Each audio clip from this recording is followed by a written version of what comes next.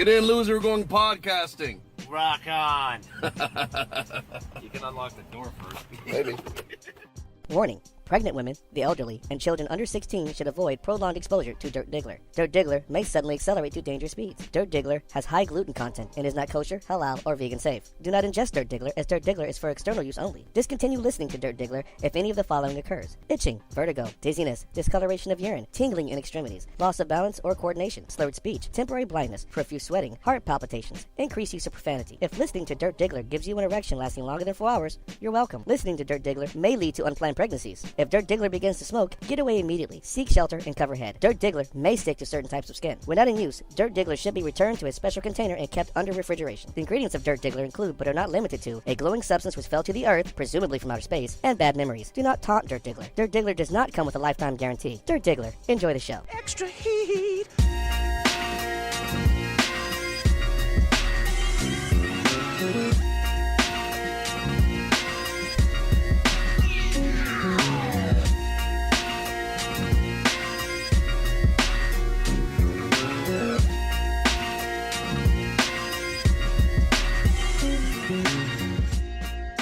All right, what's going on? It is the Dirt Diggler, the dirtiest Digglers ever. Diggler for Dirt Cut Diggler. With That's me in right, the studio, bitches. of course, I have. Bitches. It's Kenny the Dork, unapologetically New England. And on the line, we have No one. no one.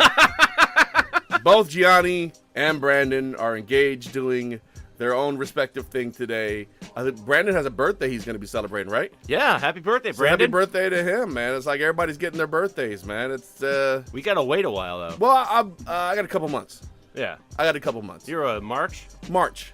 and Yeah. I'm June. So Right, so you got a minute to wait. yeah. But yeah, so this is Dirt Diggler's Shitty Sports Show. This is our second show for 2018. And some of y'all are like, wait a minute, Dirty, you just put up a show last night. And like, correct. Yep. Fun fact though, we recorded that show on a Monday because we were off from Martin Luther King birthday. Mm-hmm. And the rest of that week kicked my ass so thoroughly that I didn't get around to both having time and energy until Friday to have the show put up. So I apologize to everyone out there, and I especially apologize to the crew here. They did a great job on the show, and if you haven't heard it, go back and listen to it. We have some pretty profound takes, pretty good opinions on things if you're one to partake in opinions, which I believe you are because you're listening. So it's good. Man, we got a lot of stuff to discuss when it comes down to sports. Some of it not so pleasant. No. Some of it not so pleasant, some of it funny, some of it exciting, but there's some not pleasant stuff that we're gonna have to discuss during the show. I'll keep my saber rattling to a minimum. Yeah. Let's all right. Let's get into it. All right. So the Clippers and Rockets had a bit of a fracas earlier this week. Chris Paul led the Rockets through a secret tunnel into the Clippers locker room to confront Austin Rivers, who, mind you, wasn't even suited up for the game. He was in a suit on the sideline. And Blake Griffin, who honestly, the people in the tunnel did not want to see Blake Griffin. Like, Blake is constantly having to kind of prove that he is actually a bad motherfucker and a tough guy because You a bad man, man. no, I mean, like, all right, so growing up as a lighter skinned black guy, you're constantly having to prove that you can fucking defend yourself, right? Because for some reason there's this concept in the culture that there's a lot of colorism there, right? There's within the African American diaspora, all the different, the Caribbean and everything. Dark skin comes with a certain connotation, and light skin comes with certain connotations, and they're not always good or bad. They go back and forth. But one of the things that light skinned dudes like myself gotta contend with is that we're not tough, that we can't fight, or that we're soft or some shit. Nah, you're not. I mean, lighter skin tone implies softness. That in implies weakness. And I mean, I'm not going to get into the my thoughts on the psychology behind it, but No. it's something I imagine Blake Griffin has to deal with, right? Because Blake Griffin's been in the NBA for a minute. Hasn't backed down to anyone yet. However, people still continually approach him like he's a fucking cream puff. So as a result, Blake has to be a bit more aggressive than he should have to be. Yeah. right? If this is, well, I'm not gonna use Kevin Garnett because he's actually a fucking psychopath, but Yeah, he is. right, if this is David Robinson, who actually was a real nice guy and wasn't a mean guy, but you didn't fuck with David Robinson like that. Nope. Right? I mean, you got to think, maybe some of Charles Barkley's aggression was because he had to deal with being a bit lighter than everybody else, even though he was like 300 pounds of fucking terribleness. But it is what it is. So I mean, how's Taco Bell supposed to make any money? it's just terrible. Have you seen his golf swing? Fucking terrible. Fucking terrible. Fucking terrible. But it's something you got to deal with, right? So I sympathize personally with Blake on this one. But these guys are running through the secret tunnel, right? That Chris Paul, because Chris Paul is a bitch. I'm not gonna lie. Look, That's not your is. shitty hot take for the week. No, right? it's really not. This is just an opinion. Like, all right, All right. everybody looks at like Kevin Durant. And they go, Kevin Durant's a fucking snake. He's a bitch. But I don't see anybody pissing on old fucking CP3. Like Cliff is an asshole. I mean, Yeah, he talks a lot of shit and he whines but like this latest thing really to me tells like, who he is. you know, the only reason he knew about the tunnel is because he spent so many years with the Clippers. Right. So this is how you thank your new team as you get them into some bullshit against your old team. Come on, man. You're supposed to be a fucking veteran. Right. Right. So I expect you to behave like a veteran. That's not to take away from his ability to play ball. Like I said, you can be a good athlete and a shitty human being. And that's where I think Chris Paul is. He's a good athlete, great player, terrible human being. Well, let's circle back around to why, you know, like with the confrontation of Austin Rivers. Wait, people hate this guy. Yeah, people. Okay. And I'll tell you, right, I've hated him since his dad was the coach of the Celtics. So all right. So why do you? Because I have my own reasons I don't like Austin Yeah. Rivers and why I think other people don't like Austin Rivers. But I want to hear why you personally dislike Austin Rivers. Okay, first of all, we all know he went to college at Duke. He's a Dookie. Okay, got it. Yeah, Dookie dickhead. Anyway, so his dad coaching the Celtics during that big three run with Pierce, Garnett, and Ray Allen. Yeah. His dad kept threatening to retire in the middle of that to go watch his son play college ball. Like, I don't give a shit where your son plays college. You were signed to a 5-year deal to coach the Boston goddamn Celtics, and by God, you're going to honor that deal, or so help me God, I'll come down there myself to the Boston Garden and put my foot up your ass. Wow. Okay. Well, I got into it there. Wow, Kenny really is passionate about this. So Austin Rivers can go fuck himself with a railroad spike. Very descriptive. All right, so you know, I watched the kid play, and he's not very impressive. He has his days where he kind of shows up and he's able to do things, but for the most part, he's a fucking liability whenever he's on the court, right? Yes. And my chagrin with him is I believe that he doesn't exist had it not been for his daddy. And I don't mean like, well, no shit, his dad helped make him. No. I mean like the career of Austin Rivers doesn't happen without his fucking dad being on the inside. Yeah, like if Doc doesn't show nepotism in getting him signed, Right. he doesn't have an NBA career. He goes plays in the G League. Right. He's basically a living, breathing example of NBA nepotism. He's Yes, the he equivalent. is. He's the equivalent of a head coach bringing his 25-year-old son as an OC, which has happened, by the way. It happened recently in college. Florida Atlantic?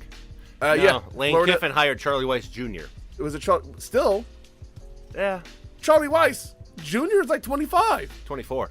What the fuck is he? Fuck him. Fuck you know about that goddamn And offense. it's full on nepotism. We know Lane Kiffin is the offensive coordinator at Florida Atlantic anyway.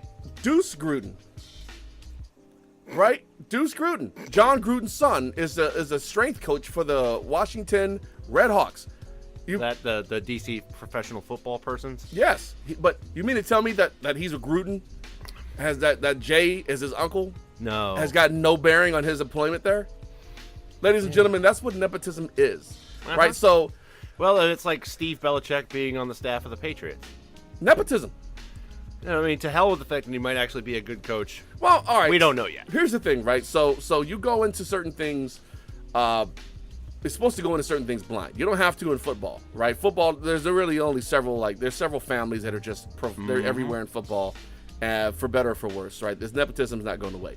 But what you're supposed to want to do is hire on the best available talent, right? Instead, what we have is people simply hiring on their children. Right, and ownership has got to take a stand against this, but I don't know where it impacts them on the bottom line. I mean, you start inventing these positions for these children to sit in, and what's a few $100,000 if you're a billionaire? Right. Yeah, that's like giving I don't out know, $50 here or there. I mean, for I us. guess I personally think it closes the door for a lot of innovation.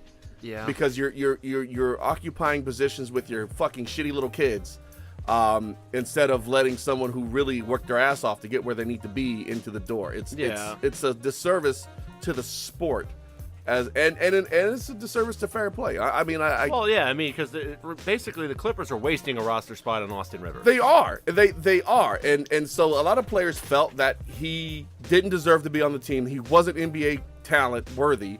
This is a guy who can't go down the floor without falling on his fucking face. So I agree with him. I agree that Austin Rivers is a liability, and if his daddy wasn't a coach, he wouldn't be. And notice how I use the word daddy.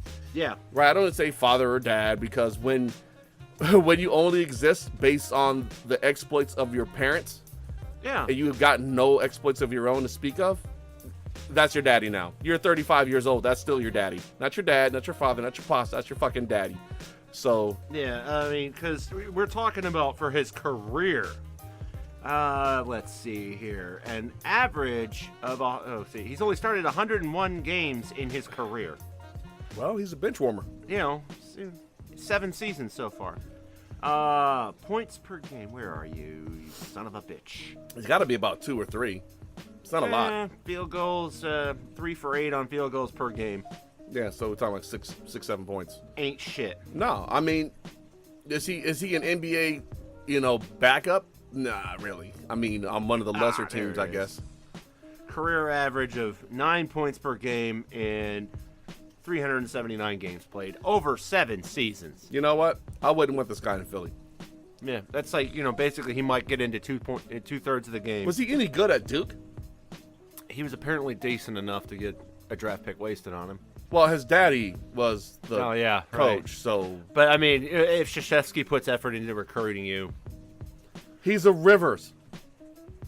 I understand where you're coming from, but I'm saying Mike Krzyzewski ain't gonna play nepotism and favorites. So let's. If he's a fit in his system, he's gonna put you on. I'm not even gonna say that because I don't have that much faith in Coach K. All right, so here's where I'm gonna go with this. Right, if Magic Johnson's son, instead of being a clothing designer, was a basketball player, let's say a mediocre basketball player, you don't think that one of these legendary coaches will want to have him on their team for the sake of having that link to Magic, right? Doc Rivers is an NBA champion, right? He played many years. He played many years. He's got a name for himself, right? That does extend to his children, and these they're all connected, right? The college coaches that have been around, like your Coach K, you don't get to where Coach K is without having a significant amount of dirt under your nails. He can play the whole holier than thou Olympic team that was cheated thing, but let's be real. Coach K's biggest strength is that he handles scandal better than the other coaches do. But to pretend he's oblivious that there's scandal happening in the first place is to feign ignorance. I would say John Calipari's better at handling scandals than Coach K, because Coach K's had maybe 1 or 2 in his entire tenure. No, he's had a couple. He's had a few, and a few recent ones. Yeah, it's different than if you're a giant piece of shit. I'm not saying he's a giant piece of shit. I'm not No, saying Calipari's a giant piece of shit. Calipari is a giant piece of shit. But if you look at how there's surviving, right, and then there's actually playing well in the public eye. Coach K, the way he immediately hammers the people involved, Yeah. right, that's what buys him the grace, and that's why everyone still looks at him as this virtuous figure. When I don't believe that something as small as a basketball team, a guy as tenured and connected as Coach K doesn't know what's going on with his players. Yeah, he didn't know that Grayson Allen was a hothead when he announced that indefinite suspension that lasted 1 ACC game. Hold on. Hothead or fucking dirtbag? He's a hothead dirtbag. I can't wait to see him get to the NBA and catch those hands. I hope he blows his ACLs, both of them going down the steps, man. I do not like that kid. No, I don't either. At all. Fuck him. He's a dirty player. Yeah. So you know what? Fuck Duke. Fuck Duke and damn near everyone I came from there. Duck Fook. So yeah. Yeah. But yeah. So back to the fracas itself, right? So the Rockets, yeah, we went way off. But the Rockets, some of their players were suspended, punished, fined, and then they were pissed because they didn't the NBA didn't punish the Clippers. And it's like, hold on. Are you seriously upset that the team whose locker room you invaded didn't get punished for making you mad? Well, and not only that, but it's like there was a lot of questionable punishments that came out this week in terms of other fracases that happened, like the Aaron LaFlalo dust up in Orlando. That was. Yeah, he threw a punch. He threw a punch. Yeah, like seriously, and he should have gotten 5 games for it. He got 2. I don't know. The NBA, I expect. What I'm saying, but like Chris Paul should have gotten nailed something harder for that too. Chris Paul is. Don't worry. Adam Silver is quickly losing control of the situation. I have to agree. Yeah, seriously. I mean, like, there's brawls every night. It looks like a WWE Royal Rumble this Sunday.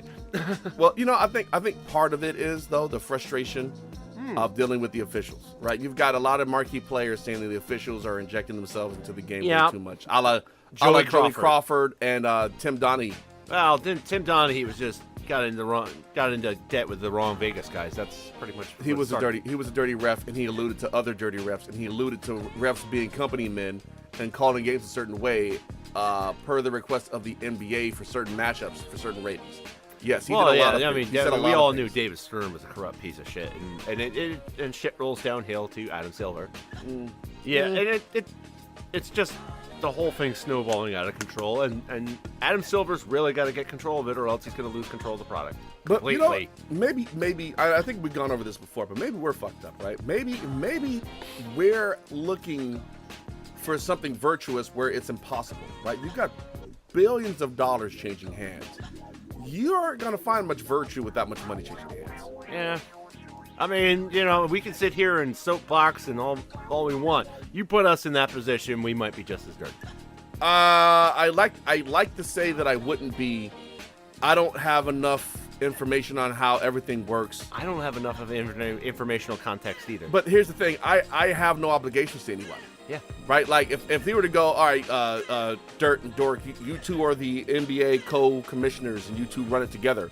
Shit. I mean, who are we beholden to? The Boston Celtics and Philadelphia 76ers? Fuck no, we're not. Look, because fuck your team. No, fuck your team. Exactly. Just because your team beat my team this week doesn't make you better than me. It makes me better than you for this 1 week, for this one game. Because last show I was better than you because my team beat your team. and so life goes. But I mean, you don't get to be a commissioner of a major sports league without having to do a little elbow rubbing here and there. It's part of the politics are what they are. And maybe what you're looking for is someone who's better at hiding it or not as open. Like Bud Selig was just the worst. Whereas Rob Manfred, when he got confronted on the Marlins sale, remember how we were all, and then like the Marlins went on a fire sale and traded away all their best players, and Dan Levitard at ESPN called him out on it. And look, you don't know how hard it is to make money in South Florida. It's like he just blew a gasket on him for an intense line of questioning. Well, he should. But you know what? Levitard was onto something because you don't care. He was right. You didn't care about the damn fans in South Florida. This team is trying to turn a profit? What? You're trying to put a winning product on the field, I thought. Does Major League Baseball do profit sharing like the NFL does? I mean, they're cap free, so I imagine they would. They have a luxury tax threshold. There isn't revenue sharing like there is in the NFL. All right. Well, either way, nepotism is bad. If you've got a prodigy for a child who's earned a position to be standing next to you, assisting you in what they do and what you do, fine. Yeah. But if you just got this shit stick sitting there because you're their mom and you're their dad, that's doing everyone a disservice, right? That's all bad. So bad. Moving on. More bad. But moving on. So there is a women's protest. Several of them. Oh, okay. There's one in D.C., there's one in Philly. Those are the ones I know about. I'm sure that L.A., Chicago, and Dallas, and everybody else is having their women's march as well. I have friends of mine in the D.C. march. All right. Hey, shout out to you, ladies. Hey, be safe out there, ladies, and get your message across and speak to your representatives and, just be heard. Continue being strong and getting your voice heard. Yep, be heard. So kudos to the ladies on that one. Moving on to... all right, this is the bad shit here. Yeah. All right, so Larry Nassar, the U.S. gymnastics physician who was convicted of molesting, raping, doing terrible things to well over 100 aspiring young female gymnasts that were going out and competing for the good old US of A. So here's the thing. About 11 or 12 Michigan State University staffers were made aware of this and did nothing. 14. So I liken this to the Penn State Sandusky madness, where you have people who know this is happening and willfully ignore it. We have, hundreds, 100.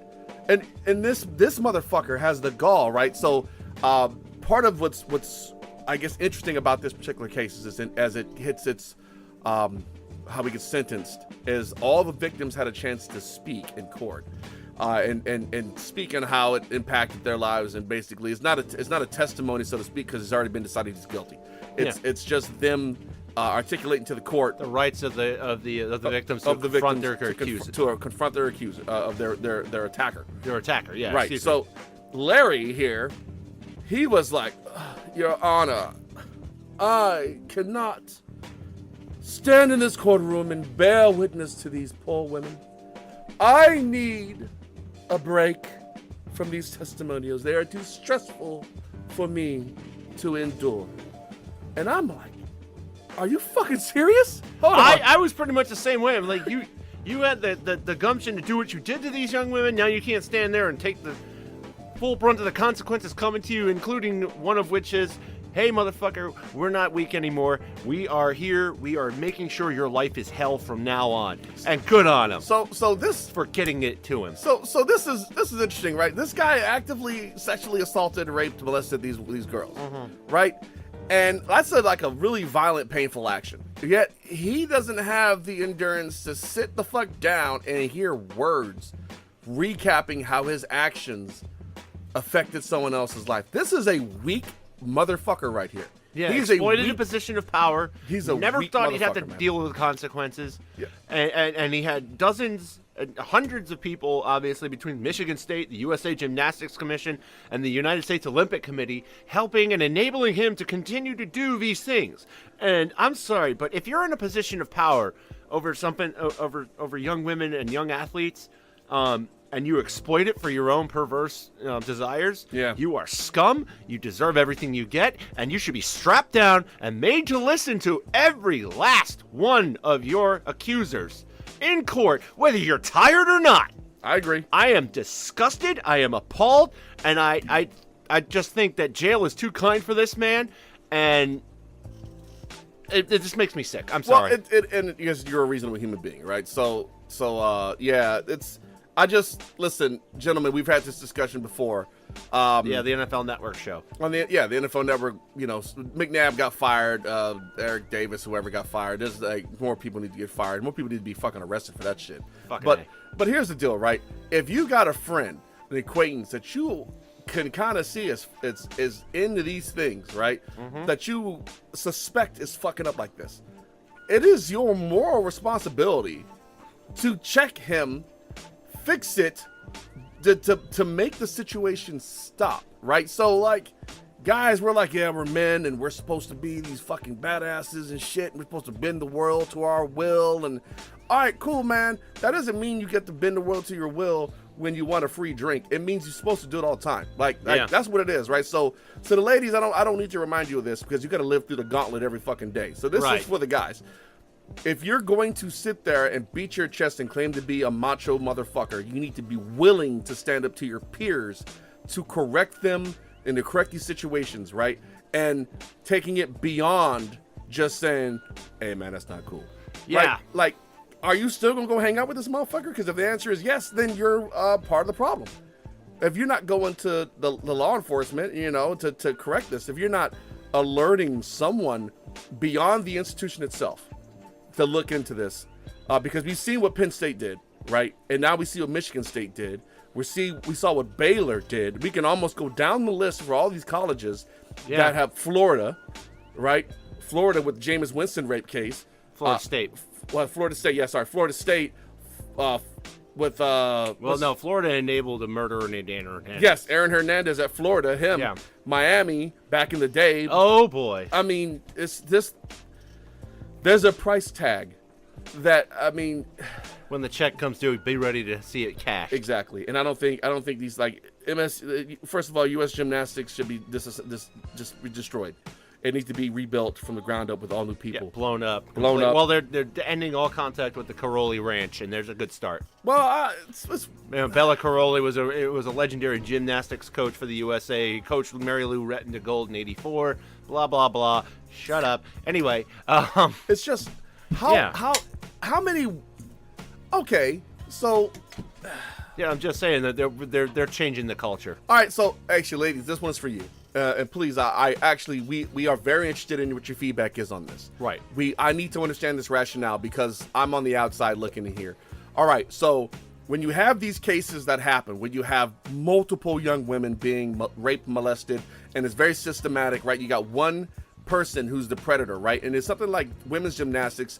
There is a lot of other females involved in this that are adults, right? These parents, there's other coaches, there's nurses, other medical professionals, other administrators.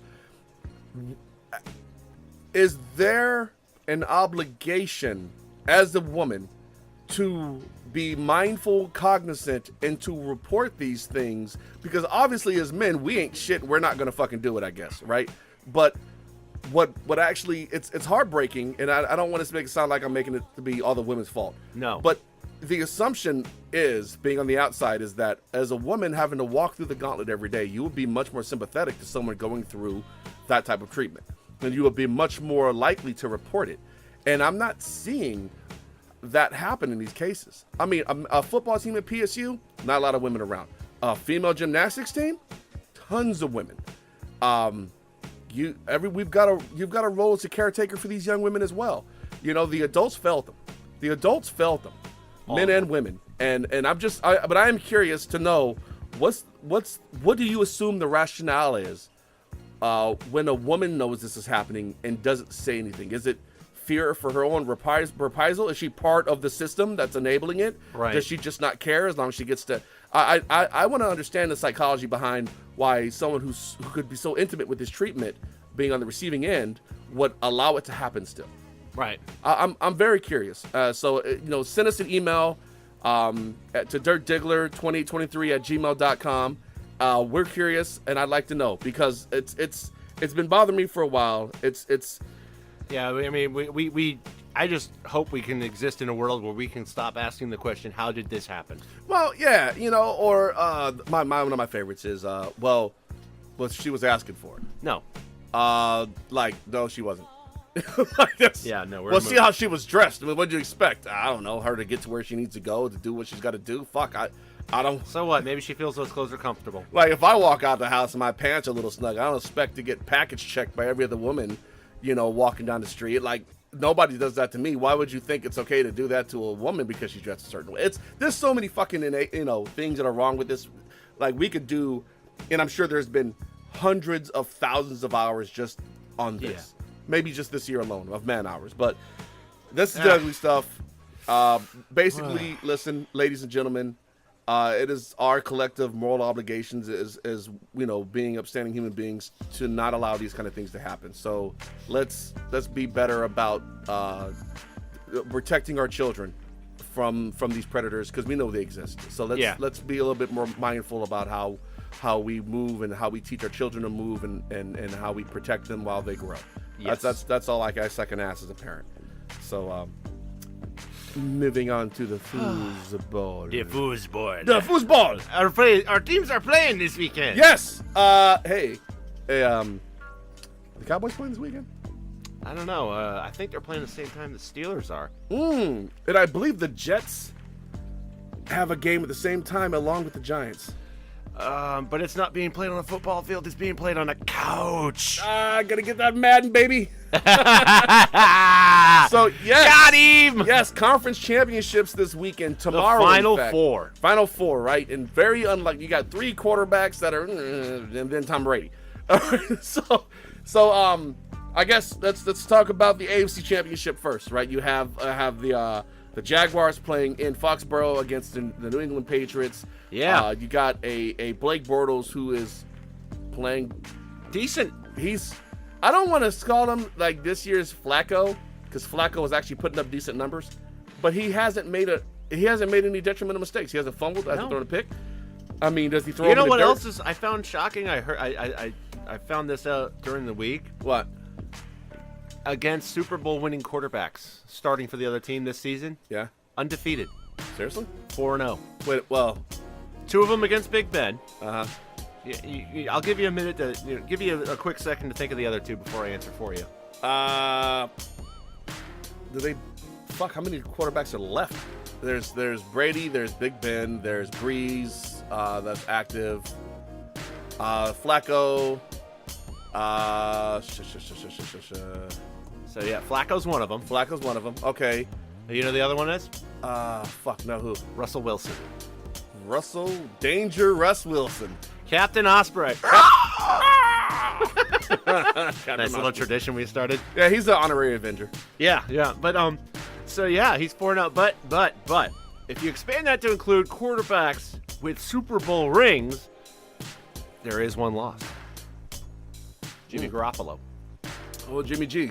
Jimmy G tore him up. He gave him the blueprint. You know what? San Francisco, that's a coup getting him. He looks to be Well, no, a and not only legitimate that, but I mean, talent. but that Jacksonville San Francisco game. You think about where the Niners were. They were dead. They were moribund. They couldn't do anything on offense. Jimmy G arrives, and all of a sudden they're a juggernaut. Well, and he they can execute the offense. They put up 44 points He can execute on the Jaguars of all teams. on the Jags.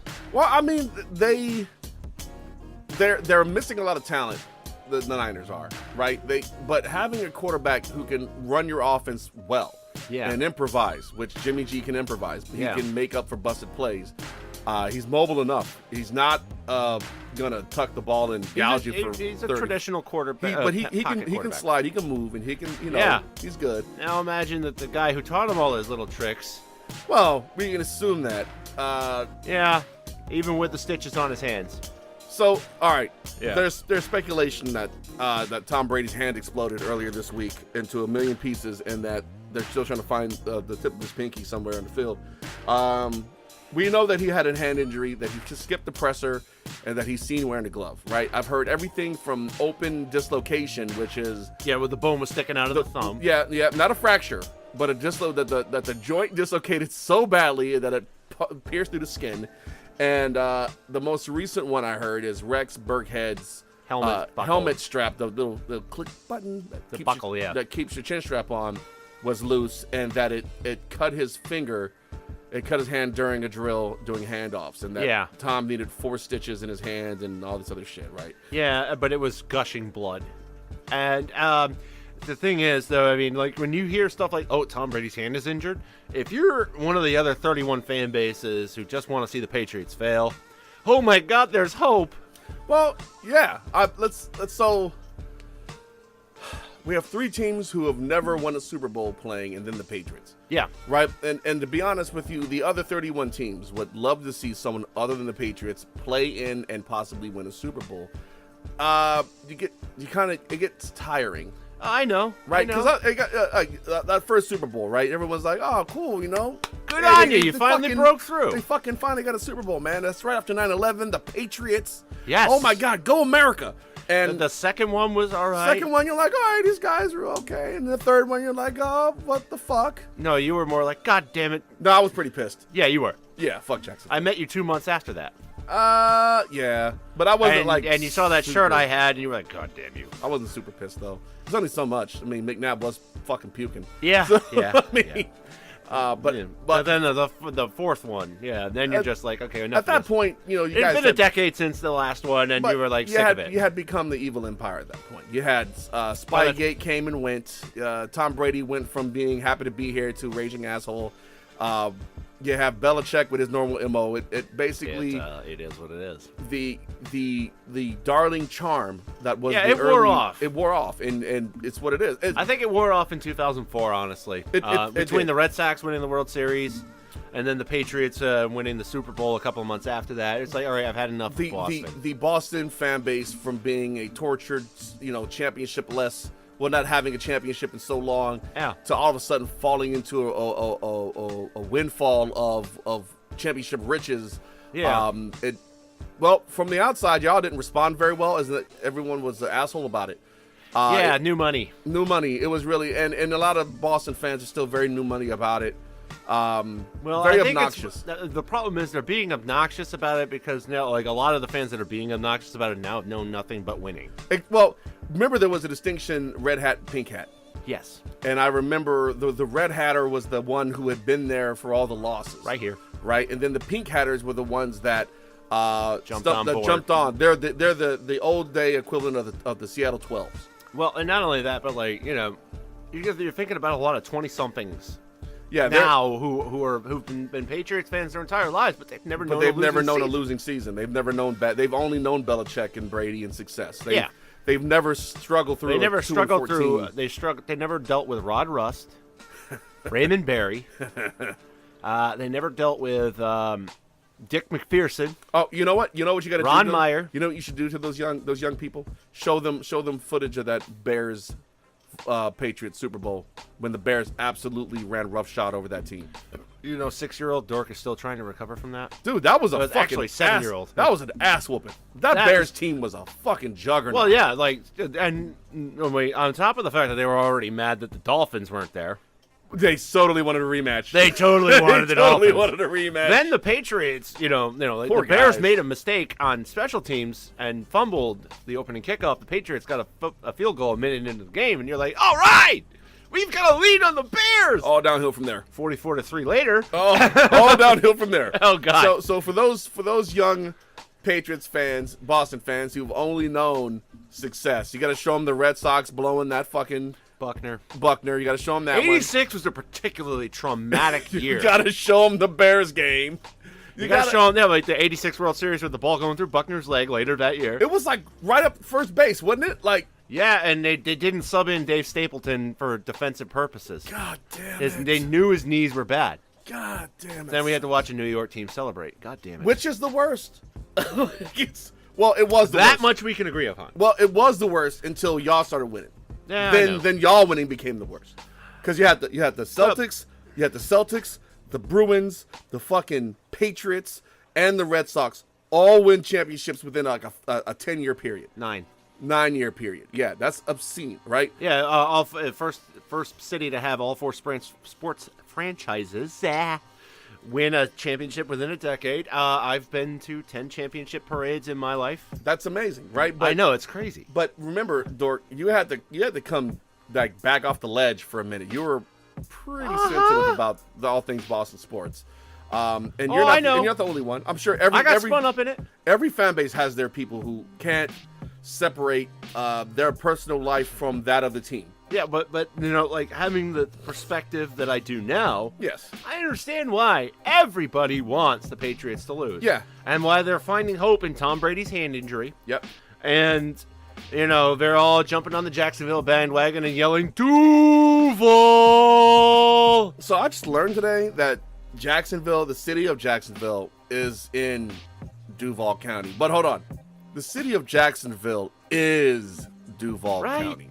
And that's why they yell Duval at games. But there's another reason, I think. Is it because they're trying to let their meth lab cooker know that the Duval County police are in the area and to pack up and move to another part of the city? Could be code, man. I mean, Could be seriously, all 20 fans that are there are only there because the meth lab got shut down. I tell you what, though, man. I tell you what. Look, if for that one Jags fan that I know, Hey, that what's one up? Jags fan, Ulysses. Yep. Ulysses. Hey, I got to give him props for sticking with them. Nah, man, yeah, he was all on Facebook like, fucking, what now? And I'm like, yeah, that's a fucking solid win, dude. Like, holy Yeah. shit, that's a solid win. Bruh. Nah, listen, they fucking deserve to be where they are right now. Yeah, they suffered through some pretty... I kept thinking that every year that they had Gus Bradley as coach for the last 4 seasons prior to this one, that they were on the verge of a breakthrough. And everybody laughed at me as they got progressively worse. 6-10 to 5-11, 4-12, 3-13. You can't, he couldn't overcome Blake Bortles. No, but now Doug Marrone can. Well, he's also got Tom Coughlin whispering in the background. Yeah. Stop reminding me about that. All right, so look, remember where's Bill Parcells? He's in Miami still, right? Yeah. I want to say he's a special advisor. Special advisor. Like, not active. He's not running football operations. He's just kind of there. Well, I mean, I think he got out of Miami, now that I think of it, because of the toxic culture there's no control there. Stephen Ross is like No. he pays the bills, that's it. Who was the coach before this current one? The one that got fired because of Richie Incognito. Philbin. Yeah, I think that beginning with that reign, it all goes to hell in Miami. They're an undisciplined gaggle fuck of players, but whatever. Yeah, and then you bring in Ndamukong Suh, but whatever. Ndamukong Suh, listen, the thing about Ndamukong Suh is, yeah, he's a giant asshole. He is a fucking asshole. He's a dirty dude. He's an asshole. He also is fully aware that he's a dirty dude and asshole, and he's totally comfortable with it. He's comfortable with it. He gets paid buku dollars, and he's cool with being that guy. Everybody needs a villain.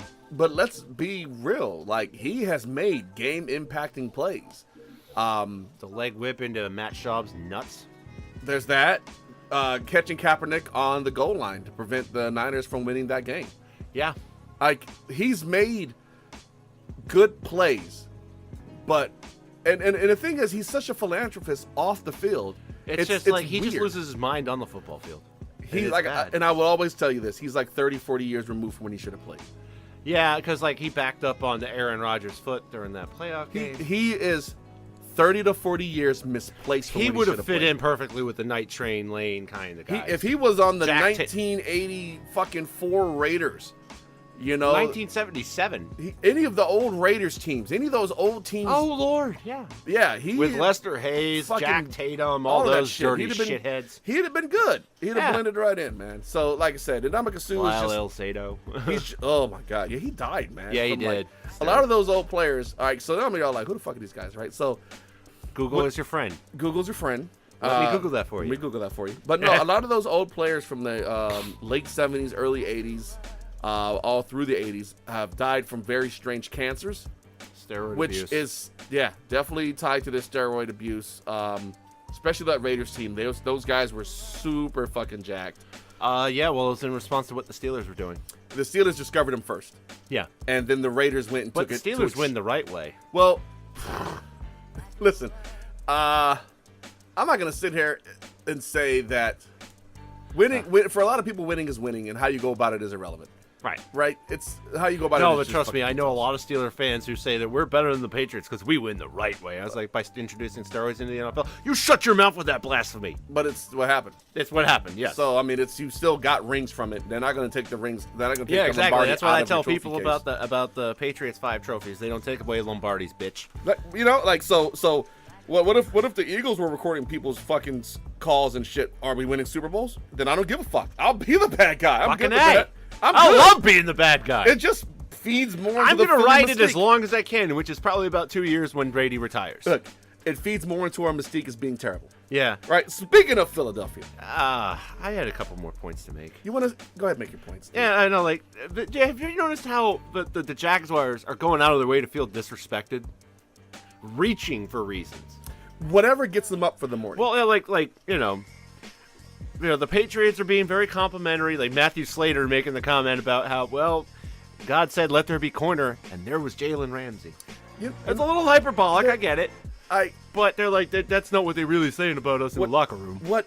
Who? No, they're not. Who fucking cares? Look, Right? Yeah. Seriously. But If you need to feel disrespected to get up for a game, I mean, seriously, you remember you using a phrase when the Patriots were doing the lights out dance on the Chargers after they beat them? that was fucked up. Yeah, well, yeah, but you need to act like you've been there before. Act like you've been here before. Exactly. But and they that's haven't actually been here before. But they need to act like But it. they Fake have- it till you make it. Hold on. But Calais Campbell is probably the only one who's been even remotely this close. Yeah, I think he went to the Super Bowl with the Cardinals. No, he hasn't been around that long. He hasn't been around that long. But He's played in went- playoff he games. went He's been to the NFC he's been- Championship He's been to the yeah. So here's what I'm gonna tell you, man. Look, they're a young team They're hungry. who's hungry and may not be as internally motivated as people would like, right? So they have to find external motivators to get them up for these games, right? And, Yeah. And the Patriots are a daunting task, as the Jaguars are a daunting task. Yeah. But the Patriots are the underdogs. They have to get themselves mentally prepared, and if doing so, they have to generate their own bulletin board material by misconstruing shit that's there.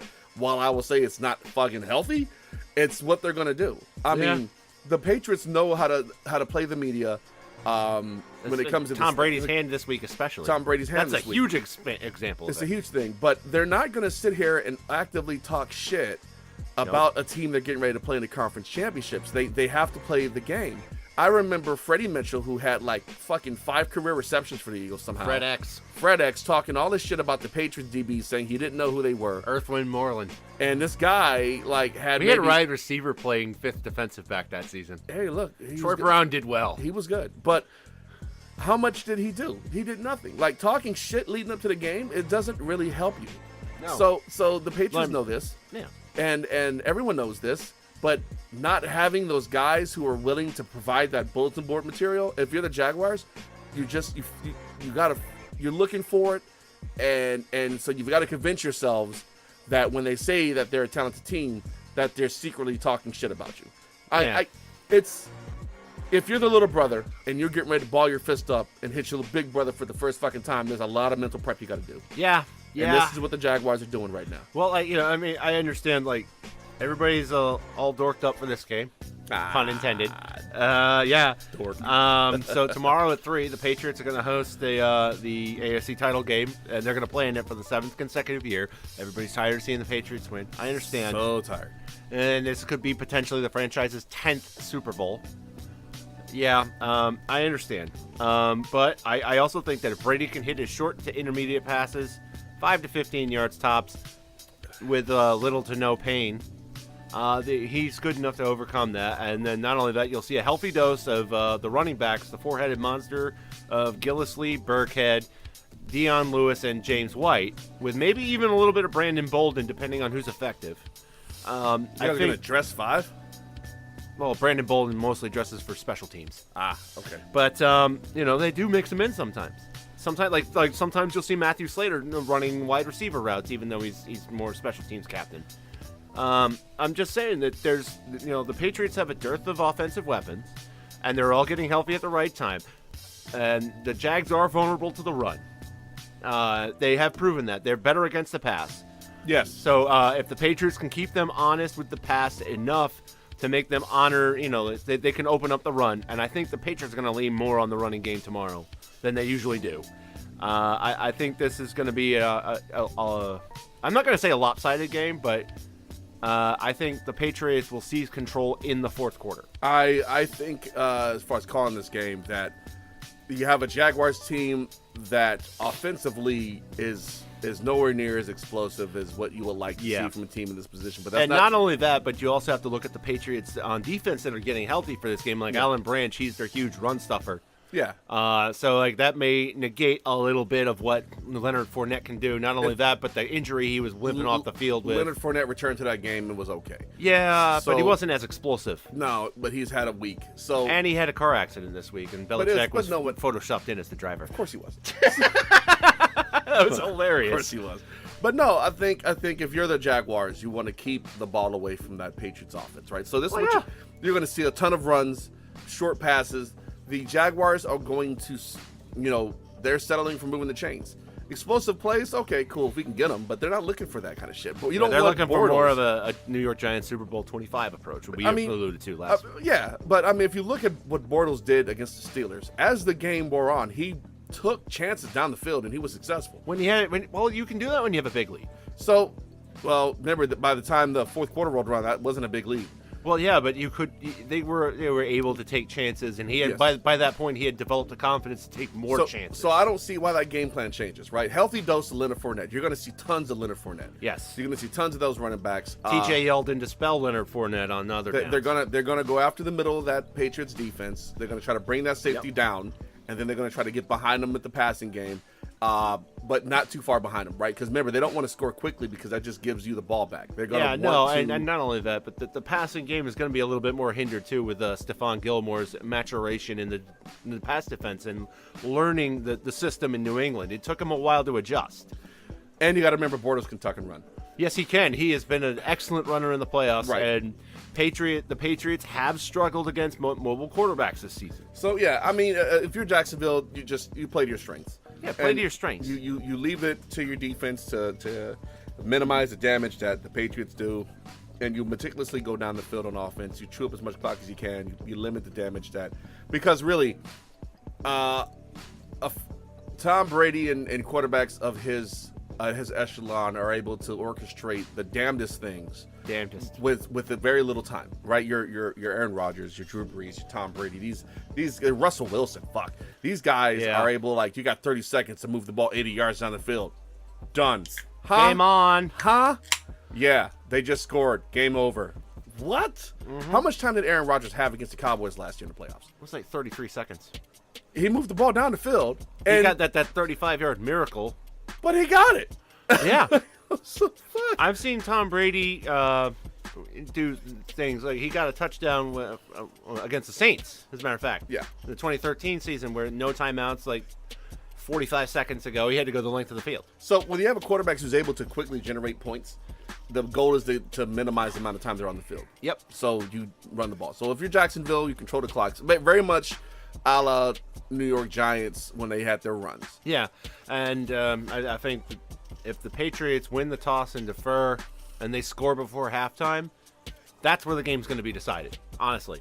Because the Patriots are the best at bookending touchdowns at the end of the first half and at the beginning of the second half. Yeah. And that's where they usually extend their leads. They make the teams play their opponents play catch up, and then they force them into mistakes. We will see. This game should be interesting. I'm hoping for a more entertaining game than the Patriots' last one.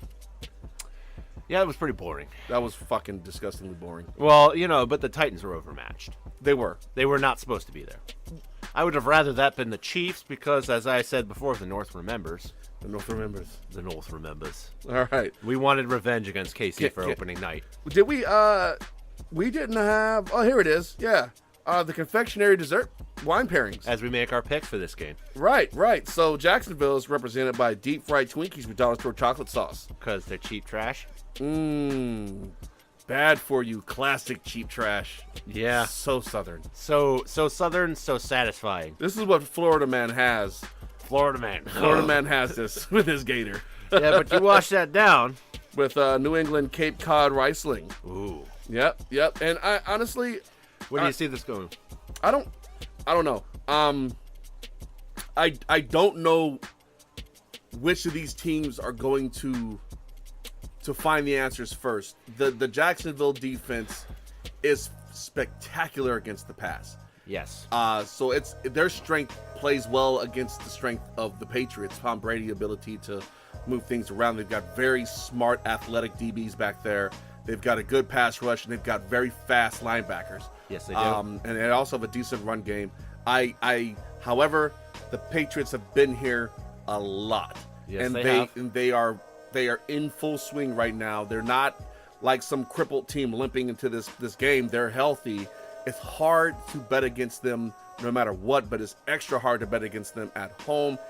I'm going to have to say this is a game that's going to be 24-17 in favor of the Patriots. Okay. I mean, it's not going to be a blowout. It's going to be an entertaining game. Yeah. However, if they can make Tom Brady, if they can hit Tom Brady early and often, it can definitely swing in the way of the Jaguars. Well, Tom Brady excels against the blitz. Yeah, but I didn't say blitz him. I said hit him. Yeah? Yeah. Remember, Yeah, you could speed him up by a half a second, make his release come out quicker because he's in panic mode. I understand where he does rattle. Tom Brady does rattle. He does. Everybody rattles under pressure. Well, eventually. Yes. Eventually, everyone rattles. It's just a matter of how much abuse can you take before. Actually, you know what, man? I saw Wentz get murdered throughout the year, and I never really saw him get rattled.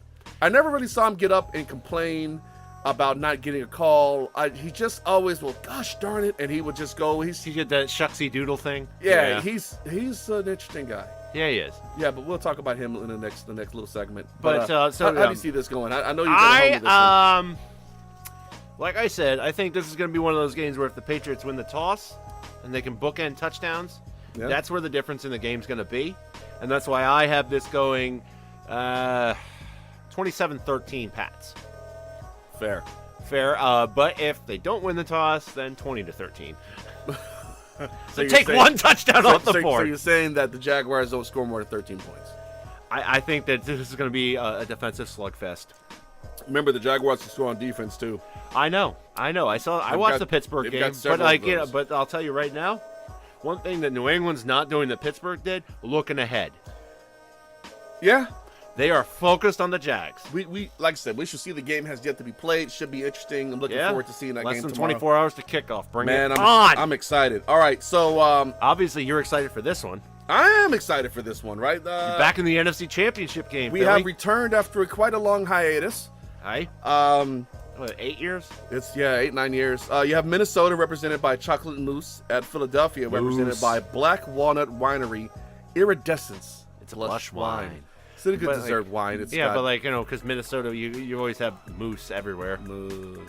Chocolate so- mousse is pretty fucking good. Chocolate mousse is very good, especially when Mama Dork makes it. But these teams are almost carbon copies of one another. All right, Backup quarterbacks and great Ds. backup quarterback, outstanding run defenses, Yes. good skill position players. Both backup quarterbacks are the discarded remnants from Jeff Fisher. Yes. Both have had prolific times in the NFL. I mean, the only difference is Case Keenum has had a lot longer to sit in the saddle than Nick Foles has. Yeah. But you have decent pass rushes on both sides. You've got you have two Kendricks, the Kendrick brothers. yeah. Yeah, Eric and Michael.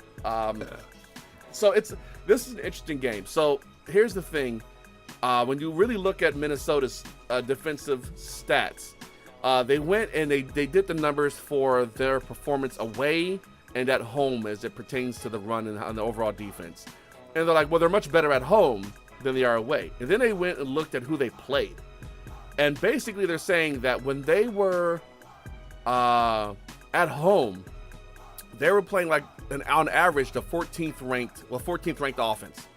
So basically, what the Eagles, what the Philadelphia media is saying is that the Vikings haven't really played any offensive juggernauts regularly to really be proven as a top tier defense. That their stats are fluffed against what is an offensively weak schedule. I heard a lot of that about the Jaguars too.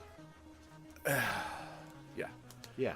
And I mean, I've heard they play in the AFC South. the Eagles benefited from. Actually, I've said it about Jacksonville. They played against terrible offensive lines. Yes, they did. Indy and Houston. Yeah, and then Pittsburgh's offensive line is okay, but it's not great. And It's the world's okayest O-line. it's a pretty okay O line. I watched Villanueva get manhandled out there. Yeah, Kid DeCastro too. Yeah, so I mean, it is what it is. But they're saying that when it comes to offensive powerhouses, that the Vikings have benefited from not playing offensively explosive teams, for the most part. There's always going to be a couple teams, but on average, they're playing the 14th best offense when their defense is playing up. When their defense is Playing up, right? So they're going, Yeah. because everybody wants to digest the X's and O's and find out who's got the edge when it doesn't fucking matter, right? I mean, they played the Cincinnati Bengals and the Chicago Bears twice. They played Bears are not offensive juggernauts. The Bears' defense is solid. The Packers without Aaron Rodgers. These are not an offensive team. So it's The not to say, Lions with Stafford. Meh. but you had coaching unit JC 9-7 in And back. offensive coordinator Jim Bob Cooter. Jim Bob Cooter. Oh, yes, sir. Goddamn right. Yes, sir. He's an offensive coordinator of the Detroit Lions. I bet he plays the jug in the church choir. I bet he keeps a chaw under his lip. He probably does. Anyway, Old red man. Old chewing tobacco. Tobacco juice. Not that damn snuff like you city folks. Talking Like about that and they damn played the tobacco. Cleveland Browns. So they haven't really played offensive juggernauts, right? Now, not to say these are bad teams, with the exception of the Browns. The Browns Oh my are God, indeed they're a bad fucking team. awful. The Browns are a bad team, but you can be a team that wins games with us, like very much like Jacksonville, a Yeah. rock solid defense and an okay offense. We're not gonna sit here and pretend like Green Bay's offense is super dynamic without Aaron Rodgers. It isn't. No, it isn't. It's really how fucking not. many times did I say Brett Hundley was not an NFL quarterback this season? About 3 or 4 At least. per show. Yeah. So I mean, Because he's not. he's not that good. Thank you. But they do have a good defense. Yeah, I mean, a good defense is a good defense. Like, everybody was saying that the Patriots had played nobody last season. Yeah. And then they finally run into Atlanta, and then we'll see them get exposed. Well, they kind of did. For a half. All right, so But I'm just saying, like, we see this happen where everybody accuses the team of not playing anybody. yeah. And then eventually, if you are championship material, cream rises to the top. Cream rises to the top. So this same Falcons team, minus their offensive coordinator for last year, was held to 10 points off of 2 short fields and didn't score in the second half at all. Dilly. To the pit of misery, motherfuckers. Dilly. Dilly. But yes, so the Eagles' defense was good enough. So what we have here is you have 2 teams that are very much built on the same platform. Yeah. Right? They are. Their offense, they lost Dalvin Cook, the Vikings did. Yeah, he was an explosive runner. They've got a versatile backfield, Latavius Murray. And Jerick McKinnon. They've got great wide receivers. they Stephon Diggs and Alan Thielen are amazing.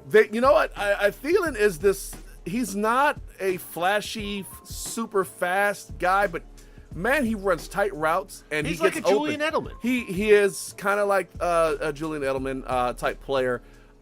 He's not as squirrely as Edelman is. Not quite. No, nobody's as squirrely as Edelman. He's also a bit bigger he's a bit bigger as well. By the way, I if it's still possible to get him in time for the Super Bowl, I will donate my ACL to Julian Edelman. I would donate mine to Carson Wentz. I mean, fuck. Fuck, right? Exactly. You know what I'm talking about here. You're gonna have them both. I'm not using them. All right. So build a backup in there. Shit, get 2 of them in there.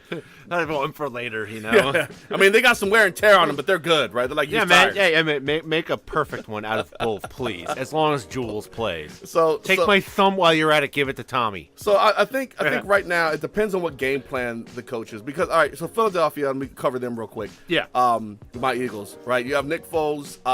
He runs a different type of offense than what Carson Wentz does. Nick Foles is a competent quarterback. I didn't say he was great. He's competent. I believe that he can start for several teams in the NFL. He could definitely start for Cleveland. But those aren't like super high-end teams. Like he's not dethroning Russell Wilson. He's No. He's not dethroning Alex I Smith. think his peak is dethroning Andy Dalton. He could probably take Dalton's job. Yeah, he could get the Bengals to the He playoffs. can get the Bengals to like lose in the first round. Like, well, that Dalton does the same shit, but he could be better looking doing it. Well, yeah, but Dalton got him to 7-9 this year, so. Anyway. Oh So- my God! The biggest loss of Carson Wentz is his ability to improvise and his escape the pass His rush. and escapability is amazing. it really is amazing how he's also very tough. He took a lot of hits. Yeah, and he is a quintessential quarterback specimen. Foles takes a lot of hits too. Foles is also tough. People forget Foles is tough. He's just nowhere near as athletic. But No, he can make he can make some moves and he can make some throws. The thing is getting him comfortable, right? So Doug Peterson had him run a bunch of RPOs, run pass options, which is what Chip Kelly ran his offense under when Foles had his 27 and Now 2 we're not year. talking like reinventing the offense for Tim Tebow and suiting it to his terrible. No. needs. What we're doing is we are running an offense. We're running the offense with a play action that this quarterback thrives with, right? So no, Yeah. are we going to reinvent the wheel in a week to suit this one guy? No.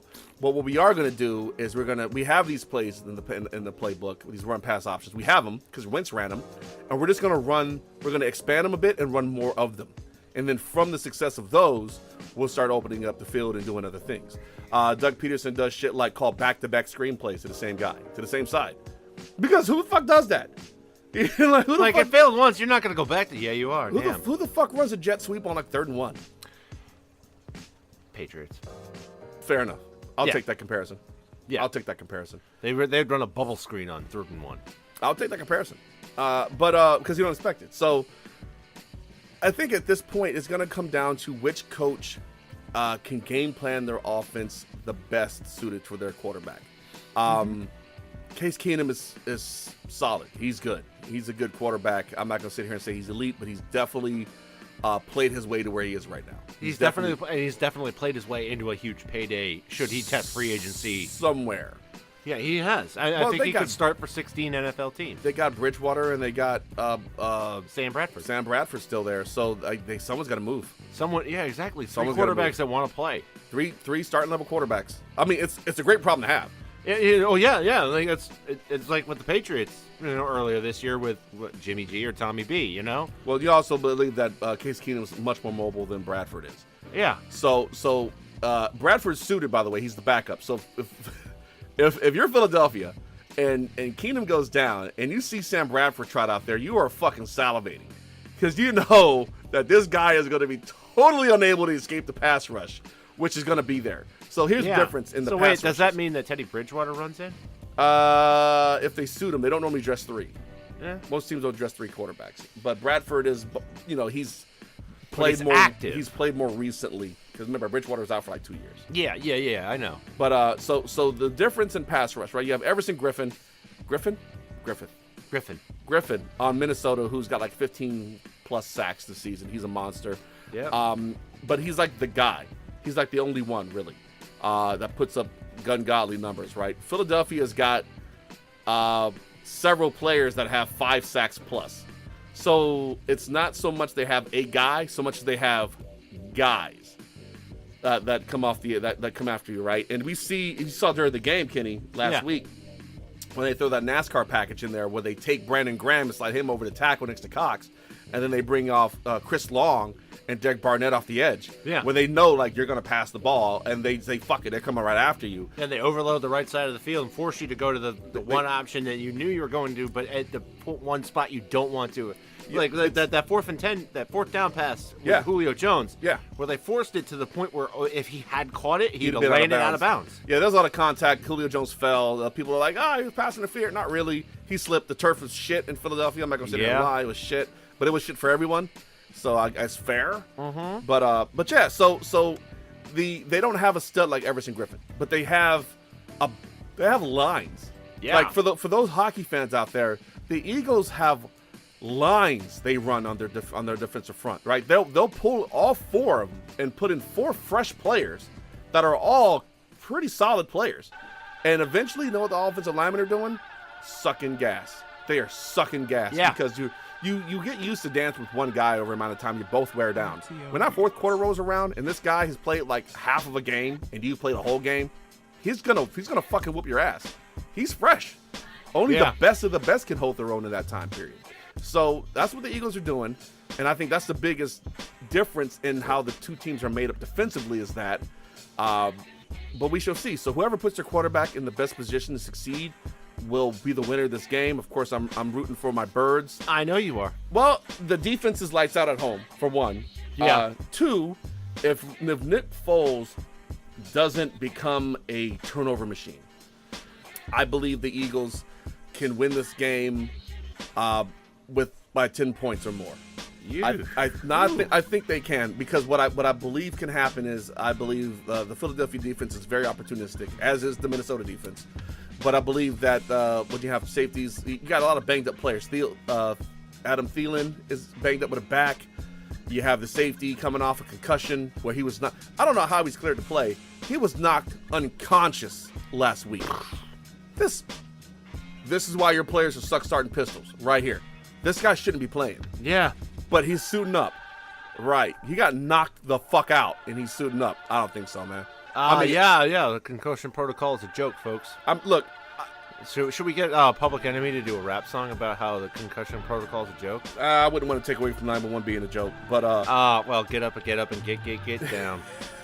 But to be honest, protocol is a joke in your town. But to be honest, all right. So I was like, but Dirty, you're a fucking Philly homer. How can I listen?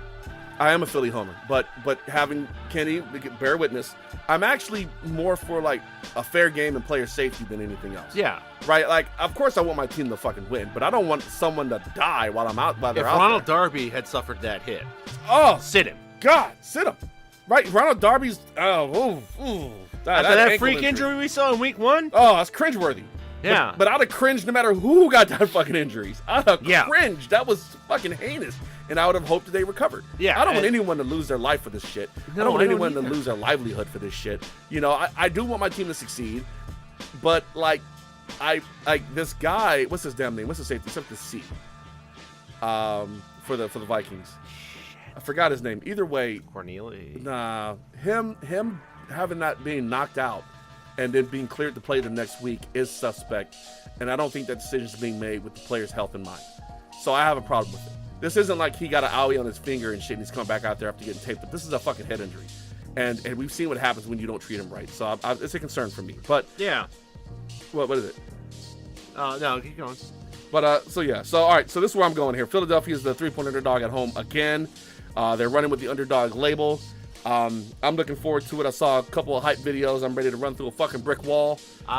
Shit, yeah, man. And so I got with the Eagles, like I said, taking this one by 10. So we'll say 27 27-17. Eagles at home for this one. Eagles going to the Super Bowl. I'm calling it.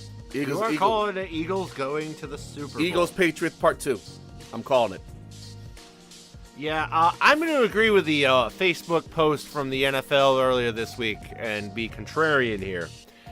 I think the Vikings go into Philadelphia and eke out a tough one.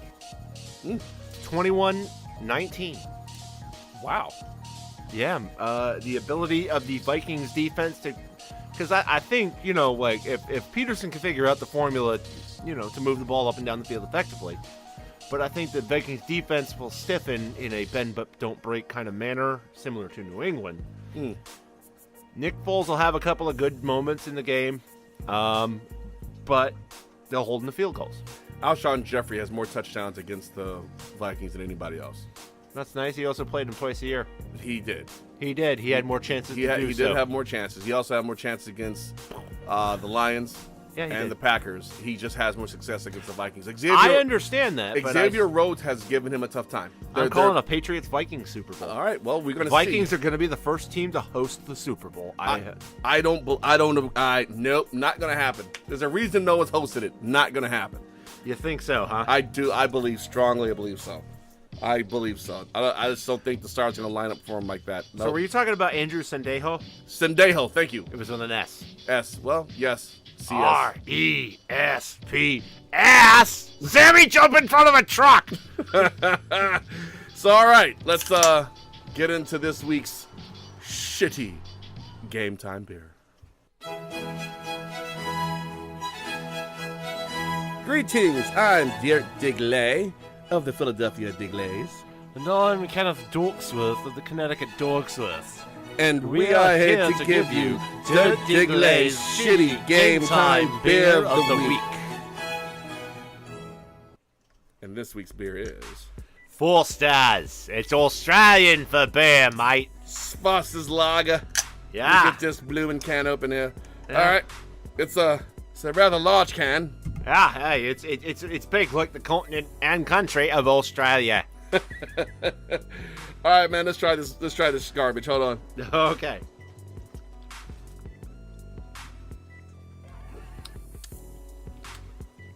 All right. So, I can see why the Australians get pissed when you fucking mention this being their beer. Oh yeah. I mean, it's not like it's bad. It's just not. Really, it's not very clean in the aftertaste. Yeah, it's weird. It tastes like it's trying too hard to be ballsy, but it's like not. Like the skinny guy who pretends he has lats. That's what this beer reminds me of. Oh yeah, the skinny guy with ILS. Yeah, imaginary lat syndrome. Yeah. I mean, it's fine. I'm sure people like it because they still make this garbage, but yeah. It's just not a beer that I would go out of my way to find. It's not a Hams. It's not a Miller High Life. Which we are also drinking. We are drinking Hams. Fucking party with Hams. Fucking party with Hams and pay us to say that. Pay us. But yeah, look, it's like I said, it's not a bad beer. If you are someone who drinks a bit more of a heavier flavored beer on a regular basis, then this beer is definitely a game time beer for you. If you had to be one during a game, I'd probably have 1 or 2, and then I'd probably be done for the rest of the day. Yeah. I would not want to drink beer anymore for the rest of the day after drinking this. I'd switch out to red wine. Red wine. Yes. It's better for your heart anyway. It's good for your heart. So, so we're basically calling Patriots Vikings and Patriots Eagles. Yeah. But by the same token, I know everybody in America's rooting for Jacksonville tomorrow. Yeah. I wouldn't mind seeing a Jacksonville Jaguars Super Bowl either. I wouldn't. Once I got over it and I got the bitterness out of my system about Tommy being denied his 6th ring. Fucking 5 championships. How am I ever going to live? I want to get the 7th heaven first.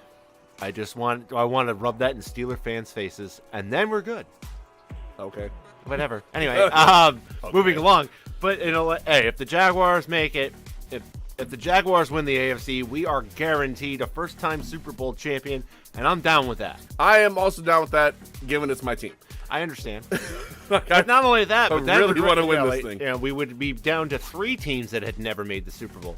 Name them. The Browns. Yep. They never made it or never won. Never made it. At all. The Lions. Yep. The Browns. And... Come on. It's in the same division as Jacksonville. Texans. Yes. Yeah, they didn't make it as Houston either. Yeah, they never made it as the Oilers. No, they didn't. They made it as the Titans. Yeah, no, they're right. Houston, Right. Yeah, Houston Oilers became the Tennessee Yeah, Titans. yeah. The Houston Texans. Yeah, they never made it. Yeah. So yeah, three teams would be the number. Although, I mean, that's got to be kind of like the biggest scarlet letter against the AFC South. You've got two teams that have never made it. It's also an expansion division. Like we can't. Well, yeah, that division was constructed solely to get Peyton Manning more playoff like appearances. depending on how you view the Browns, right? If you look at the actual original iteration of the Browns, they've won 2 Super Bowls because of the Ravens. Now. Yeah. If you're looking at the name Browns, then they're an expansion franchise. Yeah, Right, and they're a mess. they are. If you look at the Texans, they're also an expansion franchise. But they're not as much of a mess as the Browns. But they're still an expansion franchise. 15 years in the league. They're playing in the same league as the fucking Patriots and the fucking they're playing at a weird time. Yeah, and they didn't do themselves any favors by drafting David Carr. The only team that should be ashamed of that is the Lions. Okay. Because they've had forever. And how many playoff wins do they have in the last quarter century? 1. Ouch! 1. Actually, no. In the last quarter century? 1. From 1993 to now? None, then. Yeah. Wow. Yeah, because Whoa! What was the first one they won? Was with when they beat Dallas? yeah, That was in 91. Oh shit! Yeah, I did that as a trick.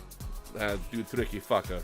Yeah, that's why I'm the dork. You're a tricky bastard, you are. I am the tricky little dork. So I guess we should do shitty hot take, yes? Will you do shitty hot take now? Shitty. Holy super shitty indefensible hot takes, Diggler! What are we gonna do now? Johnny, Dork, to the take mobile.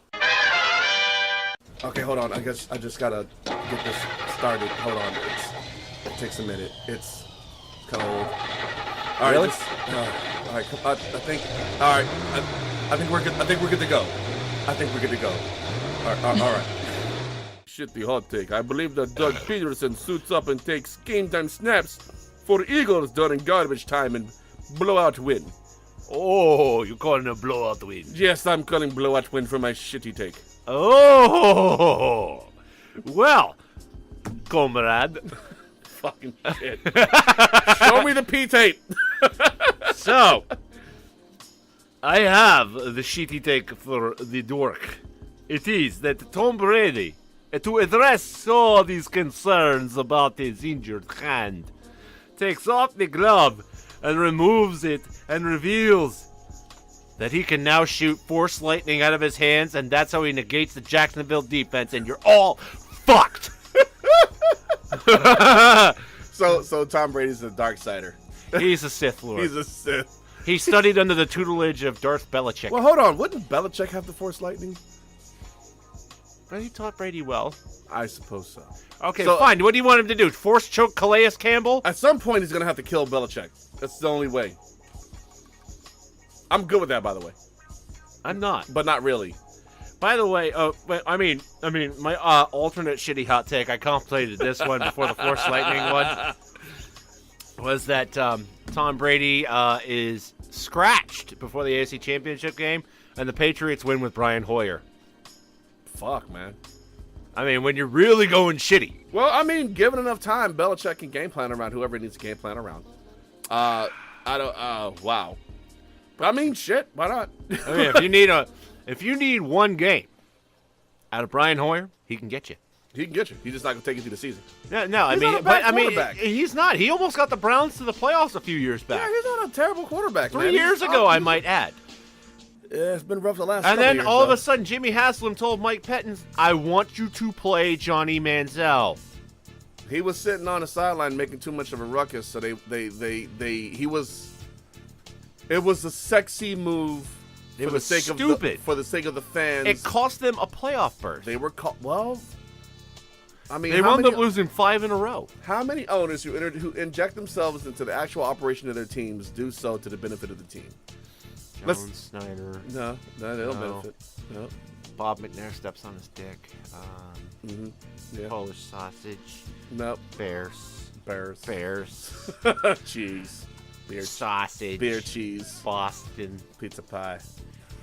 There not a lot of Fucking times. Tommy. There's not a lot of times. So, No, so there's when not. when an owner starts to make decisions like that a GM Yeah. should make, then they normally step on the dicks. That's just saying. They do. They do.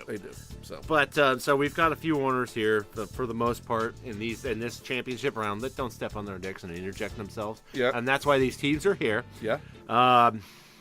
Shad Khan, for the most part, lets his football people run his team. Because he doesn't care. He's a soccer guy. He's a soccer guy. He wants to move the team to London. He owns Man U, doesn't he? He does. He wants to move the Jaguars to London. Could you imagine them playing gridiron In London? in London? I think they would change their name to the Silly Nannies. Silly nannies. Like that Family Guy episode. The silly ninnies, yeah.